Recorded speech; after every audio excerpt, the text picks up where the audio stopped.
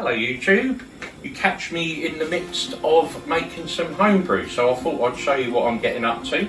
I bought this Woodford Wherry kit from Amazon. I've used this one, this will be the 4th time now that I've done this one, and it's always worked out really well. Inside you have 2 cans there, and they contain, according to the ingredients, hopped malt extract. Then you get dried brewing yeast in the sachets next to it, and you get some hops in there as hot water. Now I've got boiling water out the kettle there. That will loosen up what's inside. You put on the pan to boil 3.5 litres of water, and this, once the water's boiled, you will then start the brewing process, which I will show you in a moment, so catch me in a minute.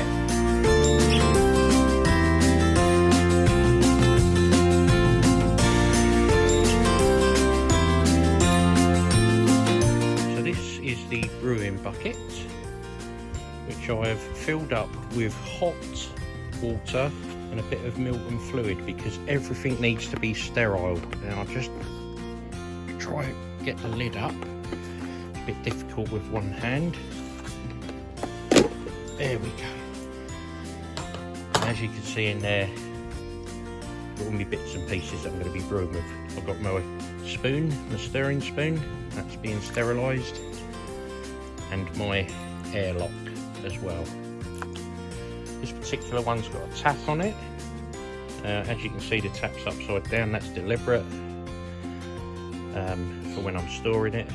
But what I'll do is I'll start draining that down through the tap, and that will sterilise all the tap and everything as well.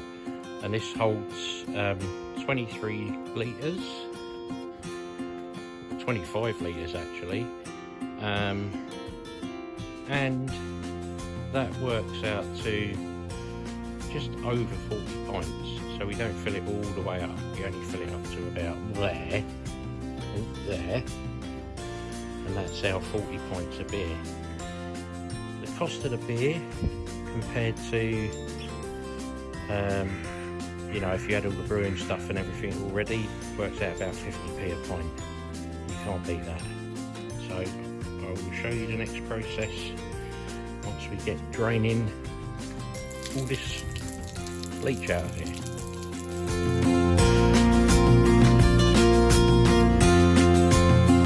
So water's coming up to a nice rolling boil, as we can see. These are looser in the can now. I've rinsed through my fermentation barrel or bucket, so that's been cleaned through. There's no more Milton fluid left in there. That's all clean, and we're ready to go. So I am going to put the boiling water in, these 2 in, and give it a stir. So one's in, we're going to tip the other one in. Now this stuff is the stickiest stuff in the world, so that won't be all of it, there'll be loads left in there. We'll just let that dribble out, and then what I'm going to do is I'm going to add some boiling water into these cans and give them a bit of a stir around to get the rest of the mixture loose, and then we can tip that in. So basically it's like a malt mixture, and the hops are already mixed in. You don't get them with it, as I said earlier. It's they're already mixed in. So I'm going to get some boiling water now from the kettle, fill those up,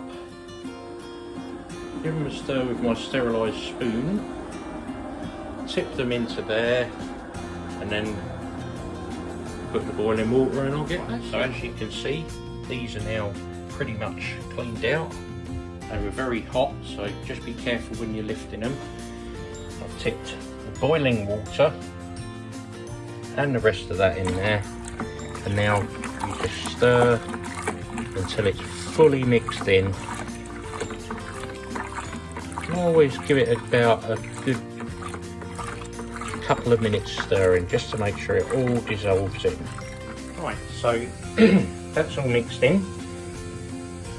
very well. Now we've got to top it up to the 23 litre mark, or the 5 gallon marker on there, with fresh cold water. Use this jug and I'll get the top in. Don't have to sterilise the water or anything, just regular tap water is fine. Some people will use sterile water.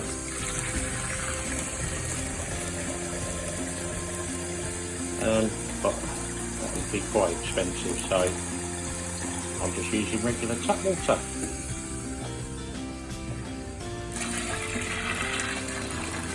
Okay, all topped up to around about 23 litres, doesn't matter if you're a little bit short. You can see it's very foamy.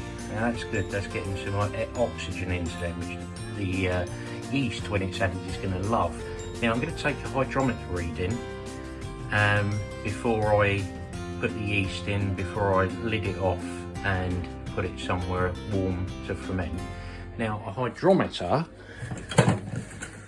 is, excuse the camera angles and everything going off because I've only got one hand, this piece of kit, and this will tell you the sugar density.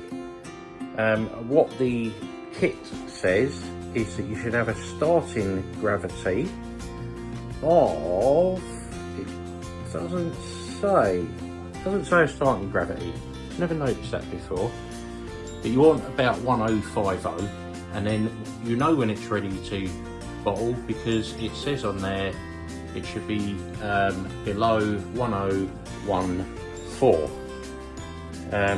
It's a bit difficult to show you on, there we go, there, but you can see where it says bottle beer, that's where I want it to be.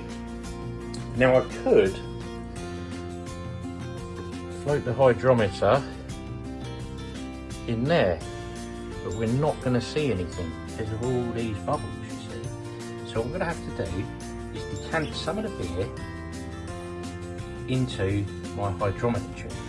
So get back, as you can see, it's still really lively and a bit difficult to see the hydrometer reading, but I know it's sort of like halfway down that red line, so I know that when I come to measure it, it's going to be at 1045.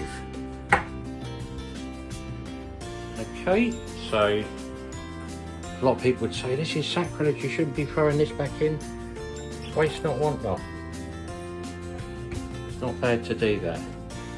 Everything's sterile, so shouldn't hurt it. Now the final thing we're going to do is sprinkle some yeast on. I need my other hand to open the packet, so I'll get back to you when I've opened. You probably know this already, but yeast is a living organism, and basically, like any living organism, it needs things to survive. First of all, it needs food, which is all the sugar in that, and it needs warmth, and that is a warm mixture, and we've got to keep that sort of 18 to 20 degrees centigrade. And then it will, what happens is the yeast will eat all the sugar, and the byproduct of that is alcohol. So when the yeast has done all of its work, it stops fermenting, we'll take another gravity reading, that will give me the sugar content left, and then there's a little equation you do, and that tells you how much alcohol's in it. So that's the yeast. I've got 2 sachets, I'm going to sprinkle both in. You don't need to mix this in, you just sprinkle it over the surface and let it do its thing. Here's the other sachet. And cover the surface like that. Now, that is all I'm going to be doing now for the next 7 to 10 days. Just going to leave it in there. I'm going to place the lid on. Make sure it's airtight, and then we'll take our airlock. Now what an airlock does is it prevents anything getting in but lets air out, because when you're brewing you're going to be producing a lot of CO2, So what you need to do is fill up the chambers about halfway on each side. Take a little bit that way and a bit more.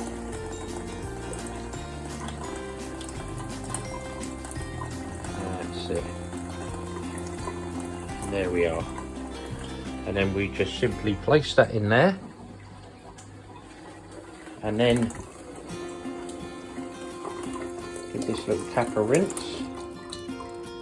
This little cap has little air holes around it and it will allow it to breathe.